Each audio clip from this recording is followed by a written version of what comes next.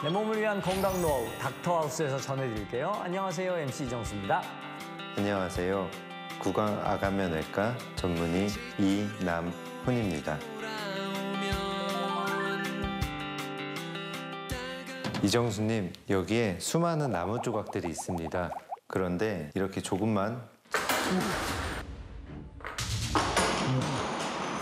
다른 나무 조각들까지 손쓸 방도 없이 와르르 무너지지 않습니까?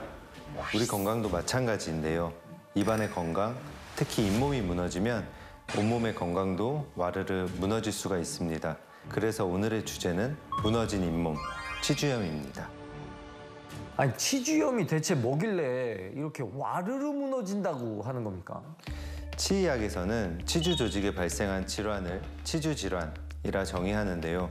질환의 정도에 따라 연조직, 즉 잇몸에만 염증이 국한된 경우를 치은염이라 하고, 염증이 치아 주위 조직인 치조골, 치주인대까지 진행된 경우를 오늘의 주제인 치주염이라고 합니다. 그럼 치주염이 왜 생기는지도 알아봐야 될 것 같아요.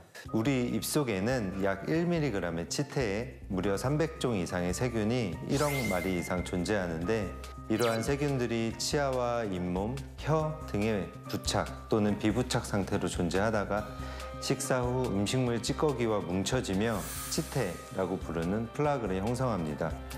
이후 세균들은 대사작용을 통해 독소를 분비하다가 치주 조직에 침투하는데요. 그러면 인체는 면역 반응을 일으키게 되고, 이 과정에서 염증 반응이 나타나 치주염이 되는 겁니다. 그럼 증상은 어떻게 될까요? 염증 반응이 나타나면 잇몸에서 모세혈관이 증식되고 확장되어 백혈구를 혈관 밖으로 내보냅니다. 이 때문에 잇몸이 붉어지거나 붓게 되고요. 칫솔이 닿으면 출혈이 생깁니다. 이후 치조골이 파괴되면서 치아 뿌리에 부착되었던 잇몸이 부착 기능을 상실하는 것은 물론 치주낭을 형성하고 더 깊게 만들기까지 합니다. 실제로 치주염은 당뇨병이나 류머티즘 관절염, 만성 폐쇄성 폐질환, 혈관질환 등을 유발하는 원인 질환이 되기도 하고요. 합병증 등의 아주 무서운 상황을 초래하기도 합니다. 가볍게 생각했는데 생각보다 너무 무서운 질환이네요. 그럼 어떻게 치료할 수 있어요? 심하지 않을 때는 스케일링만 해도 치료할 수 있고요. 치주염이 진행돼서 잇몸 뼈까지 염증이 생겼다면 스케일링만으로는 치료가 어렵기 때문에 잇몸 치료를 추가로 받아야 합니다. 그리고 살릴 수 없어서 결국 치아를 뽑았다면 최대한 빨리 채우는 것이 중요합니다. 치아가 없는 상태로 3개월이 지나면 잇몸뼈가 주저앉아서 채우는 치료가 어려워질 수도 있기 때문입니다. 그러면 그 채우는 치료는 어떻게 하는 건가요?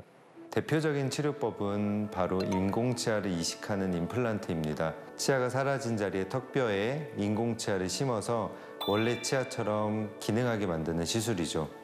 그런데 임플란트 치료할 때 꼭 뼈 이식을 수술을 해야 되는 건가요? 임플란트 치료도 무서운데 뼈까지 이식하려고 하면 너무 무서운데.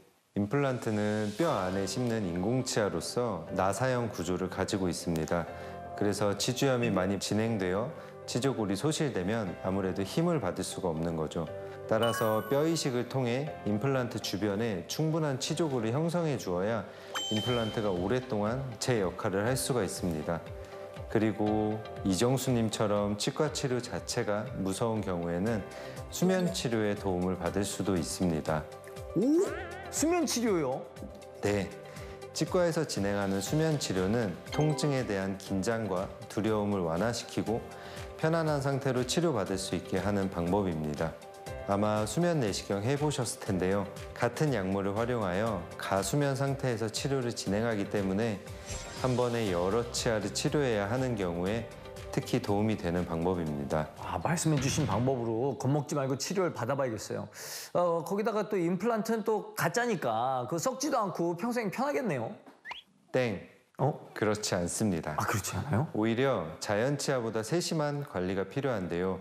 인공치아 주변에도 자연 치아처럼 치석이 쌓이고 치태가 껴서 염증이 생기기 때문입니다. 그러면 인공치아 주위에 염증, 출혈, 부종 등이 생겨서 뼈가 녹아내리고 심하면 인공치아가 흔들리거나 빠질 수도 있습니다. 여기서 문제는 인공치아에는 감각신경이 없어서 염증이 생겨도 통증을 느끼지 못해 제때 치료하지 못하고 병을 키울 수가 있다는 겁니다. 그렇기 때문에 6개월에 한 번씩은 정기검진으로 구강 상태를 체크하고 스케일링과 잇몸 치료를 통해 구강 건강을 유지하는 것이 필수적입니다. 그러면 치주염을 예방할 방법도 좀 알아봐야 될 것 같아요. 치주염을 예방하고 잇몸을 튼튼하게 만들기 위해서는 잇몸 마사지를 하는 게 좋습니다. 양치 후 손을 깨끗이 씻고 검지를 잇몸에 댄 뒤 시계 방향으로 원을 그리듯 10회 정도 문지르는 겁니다. 치주 질환자는 손보다 칫솔을 이용해 주세요.